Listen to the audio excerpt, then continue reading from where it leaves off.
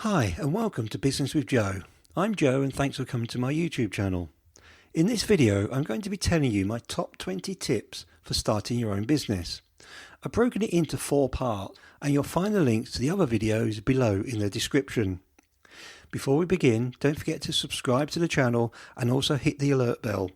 Each week I'll be posting new videos, so don't miss out on the opportunities I'll be posting in the coming weeks. Before we start, let me tell you about the website or companies I'm suggesting in this video are from personal experience of actually using them or someone I know has recommended them to me. I will tell you if it's an affiliate link in the description below to any of the sites, but again, I'm only recommending these links because of personal use or a recommendation. So let's get going. Running your own business can be great fun, but I can guarantee it will be hard work. I've run my own business for over 20 years, so I hope I've learned a few things along the way that will help you. When starting and running your own business, we will all make mistakes, but hopefully if you follow some of these tips, you'll make a few less than I did. You might be wanting to start a business at home on your own, or with a partner and maybe some staff. There really is no difference apart from the size of the operation. Unless you have someone as a business partner who has already run a business, I would always start small. Getting sales. Don't shy away from sales and marketing aspects of the business. Learn how to do it, study it and practice it. You will probably find it nerve-wracking at first, but get through it. Write down an activity goal, calls per day, proposals per month, referral calls per day, etc. But be realistic and set result goals, sales per month, amount per sales, profit per sales, to measure your progress and track them closely. Increase your activity and measure the results. Goals focus your attention and energize your action. Question everything you are doing and know both what you do and why you are doing it every step along the way. Who are you targeting and why? What are you going to tell them and why? What are you going to ask them and why? What is your proposal going to look like and why? When are you going to ask them for an order? If you don't feel sure of yourself at every step along the selling process, get some training or guidance. Make a decision to improve your weaknesses and set goals to force yourself to do the things you don't like to do. It might be talking in public or cold calling, but you'll only get better if you do it more often. Here are some tips. Ask questions and listen. Make the client feel important and that you really are interested in what they do. I have a sales friend that says we have one mouth and 2 ears for a reason. What he's getting at is we should listen twice as much as we talk. We've all met salespeople who think they are great, but they are non-stop talkers, and you come away from meetings with them a little bit dazed. When you talk to potential customers, try the approach of asking questions about how they are doing, what problems they might be having with supply chains, etc. Be interested and don't sell. You will eventually, but in their time, not yours. Remember, they are the customers and they have the money to spend. Showcase your full potential. One way to improve sales is when you share results with your potential customers.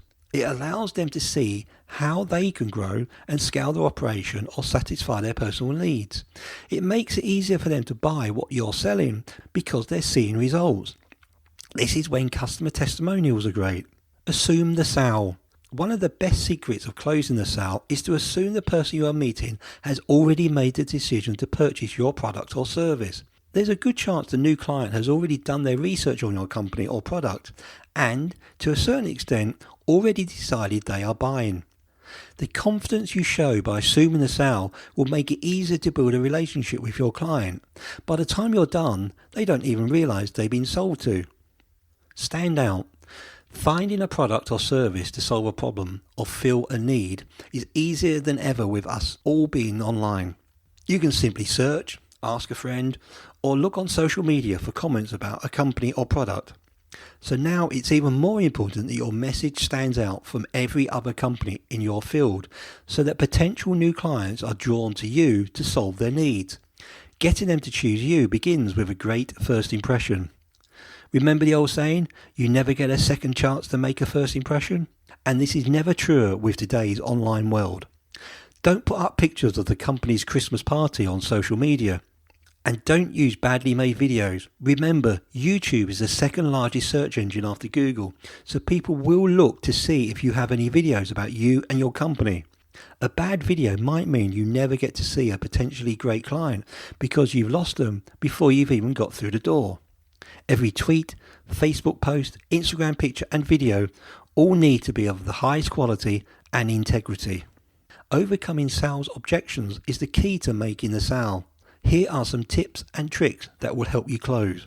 An objection means a buyer is engaged. A potential customer is actually considering your business. You're more expensive. Competition is usually a part of business. Maybe your product or service really is higher in price than your competitor. But should that stop you? No, of course not. So don't let that be the end of a conversation. Tell them why your product or service is better than all the others. Highlight the benefits they will get from you and your company. I want more. Many customers want the perfect combination of quality, service and low price as standard. We all know it is extremely difficult to provide the lowest possible price while simultaneously achieving the greatest quality and great customer service. There's a mantra that a salesperson I know often tells, and it's about cost, quality and service. He says you can only have two of the three. For example, if you want low cost, then the quality will go down. If you want high quality, then the cost will go up. If you want a better service, the cost will go up. It's a juggling act you need to perform, but also one that you need to get across to your client. I never said it would be easy. Highlight your strengths, have a clear reason that clearly explains what makes you better than the competition. Tell your customers what they will receive and why it is in fact so great. In other words, sell the value of your product. I don't want to change. Facts are black and white, and they're essential to overcoming sales objections. Show the potential buyer that you have a great track record if you can have testimonials from clients. The bottom line is always important, so you can give them numbers. Are you saving them money? Overcoming objections may take practice, and you'll have new ones cropping up all the time. The main thing is not to panic. Never lower your price at this point to get a sale. Talk through the facts and the benefits, and if you have to, walk away. Trying to force the sale will never fit in well with a potential customer. They will not like the approach and will never get in touch again. Walk away but keep in touch. A phone call or an email a couple of days later. Just seeing how things are might seem a waste of time. Always look at a long-term plan if you can't get a sale straight away. Always over-deliver. When delivering a great service or product to a customer, don't look at it as a short-term transaction. You want to keep these customers coming back to you month after month, year after year. Even if you are delivering a one-off service like a training event, never see it as a one-hit wonder. You never know who they know. You want to build up a word-of-mouth sales team, and the best people for this are your customers. At networking events or business conferences, they will always recommend someone that's done a great service for them. Never underestimate the power of the word-of-mouth referral. You've already got the sale if this new client rings you off the back of a peer telling them how great you are. And remember, no matter how big or small a business is, all your customers should get the same experience.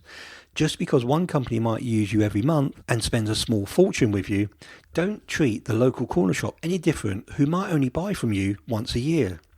Set up passive income streams where possible. In other books and videos, I talk a lot about passive income streams, and it's a great way of making money whilst you're doing other things. I've written several books, and once they're written, earn me money as a passive income.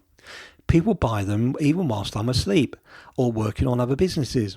I have several passive income streams, and one of my books I go through 90 ideas for both passive and active incomes. However, if you're looking at just making a passive income because you want to concentrate on your main business, then you should consider setting up the following. Incorporate Google AdSense on your website. For those that don't know what Google AdSense is, it's basically Google generating adverts that are relevant to the content of your website, and they place it on your site. You can choose how frequent and where they appear. Some people think they are intrusive, but it's a way of generating a small income depending on your footfall on your site. You could consider writing an ebook on different elements of your business and selling it on your website or on Amazon. This works great if you do nutrition, self-help, personal well-being, but it also seems to work for subjects like tax, accountancy and DIY tips around the home. Don't be limited by what you think people will read. Ask friends and family if you think a guide might be useful. It's very easy to set up an Amazon KDP account, and they also help you through the process of uploading and selling your books. Automate as much as possible the selling process. Installing PayPal payments on your site is a great way of getting money in straight away. If you're selling a physical product, you could also look at card payments such as iSettle or PayPal again. Affiliate marketing with Amazon Associates or ClickBank is great if you use blogs or make videos about products on your website. If readers choose to buy a product that you're mentioning through a link on your site, then you get a small percentage from what they purchase. Get online. If you haven't already, get online. There are numerous DIY website builders. I know people that use WordPress, and I've personally used Wix and 123reg to build a website. And the best of all, if it's a simple site, it's totally free. In the beginning, unless your site is going to be a shop with lots of merchandise and money transactions, then paying someone to build you a brochure style website is, I feel, a waste of money.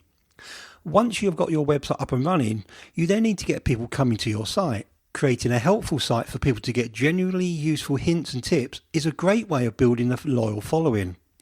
You'll be amazed how much work you can generate from giving away information. I know it sounds weird, but trust me on this. People really do think, well, if they're giving that away free, what must their services be like? I'm going to give them a go. Following on from this, provide useful content on your site that gives your potential clients the first couple of steps in addressing a problem they might have. Include audio and video on your site and use that content on YouTube and similar sites to promote your site. Remember, YouTube is the second largest search engine after Google, so people are searching for content either of your company or about a solution to a problem they have. If you can get your content to come up when they are searching for solutions, then you are halfway there to generating sales. There's nothing worse for a potential client that has reached out and asked a question for them not to get a response. Provide an easy mechanism for you to get back in touch. You could set up an automated email that says you'll be back in touch with them within 24 or 48 hours. Please make sure you do though. You could also have a blog where people can leave comments. You can find out what your customers think and need, but again, remember to respond as soon as possible to any comments. Once you're online, and especially if you are collecting information about clients, you must ensure that your business is online secure and prevent unforeseen losses or even being hacked. Get a good antivirus software installed and try to have a friendly computer whiz that can help you out should anything go wrong. Don't buy advertising because you're offered a deal.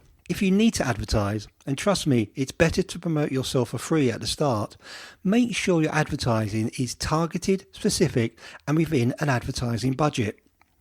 If you've not done it before, you should work out who your customers are, where they live, what they read, what worries them, and what excites them. From here, you can then work out how to target them. It's no good if your audience is 18 to 25-year-olds and you advertise in a local newspaper. This will never hit your target market. Work out what the message is and what you want to communicate so the right people will take the action right away. Lastly, take no notice of calls from advertising salespeople from publications you don't know. Even if you're offered some serious discounts and they start telling you all about your customers who also advertise with them, they are only out for one thing, to get your money. They don't really care if you get sales or not. Only advertise once you've done your research. Unless that is, it's for a charity calendar for a cause that you support. Maybe then I'll let you have that one. Get what you can for free. Make a habit of looking for free or at least cheaper way of doing what you do. I'm a big fan of bartering with other businesses. If you can do this for me, I'll do XYZ for you. Contact colleges or universities to find out people who want to build their CV or portfolio or could do work for you for free, like websites, photo shoots or design. Keep talking to other entrepreneurs, government agencies and business organisations to find out about free things that you could get your hands on. There's always free seminars and workshops happening for you to find out more things. See if you can get hold of office equipment either free or cheaper through Gumtree, eBay, or even check out your local charity shop. That's it for today's video. I hope you enjoyed it and don't forget to look out for the next one in this series. Please remember to subscribe and click on the bell so you'll be notified when the next video comes out. Good luck with earning money guys, and remember you can have results or excuses, but you can't have both.